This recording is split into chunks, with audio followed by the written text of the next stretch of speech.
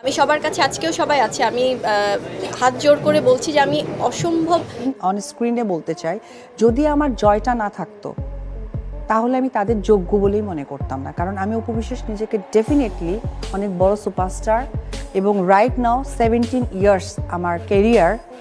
এবার চাকরানি বলায় অপু বিশ্বাসকে চরমভাবে ধুয়ে দিয়েছেন শবনম ইয়াসমিন বুবলি।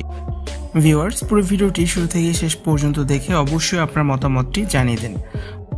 বছরের শেষে এসেও দ্বন্দ্বে জড়িয়ে পড়েছেন ঢাকাই সিনেমার দুই অভিনেত্রী অপু বিশ্বাস ও শবনম ইয়াসমিন বুবলি।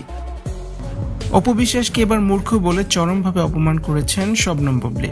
কয়েকদিন আগেই একটি ইন্টারভিউতে বুবলিকে নিয়ে বেশ কিছু মন্তব্য করেছেন চিত্রনায়িকা অপু বিশ্বাস।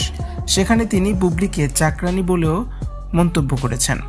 অপু বিশ্বাস বলেন, জয় না থাকলে তার সাথে কোনোদিনও বুবলির নাম জড়াতো না, জয়ের কারণে ওই নামটা চলে আসে। অপু বিশ্বাস বলেন, তিনি একজন সুপারস্টার, তার সাথে বুবলির কোনো তুলনাই হয় না। তিনি যে পর্যায়ে আছেন বুবলি কখনোই সেই পর্যায়ে যেতে পারবে না, তাই বুবলির সঙ্গে নিজের তুলনা হাস্যকর বলে মনে করেন অপু বিশ্বাস। তবে অপু বিশ্বাসের এমন মন্তব্যের পরও বেশ কিছুদিন ধরে চুপ ছিলেন শবনম ইয়াসমিন বুবলি, তবে এবার তিনি নীরবতা ভেঙেছেন। বুবলি বলেন, মূর্খের সাথে তর্ক না করাই বুদ্ধিমানের কাজ, এটাই তাদের জন্য কড়া জবাব। মূর্খ বলেই অপু বিশ্বাসকে চরমভাবে অপমান করেছেন শবনম বুবলি। সারা বছর জুড়ে একে অপরের পেছনে লেগে থাকেন অপু বিশ্বাস ও শবনম বুবলি।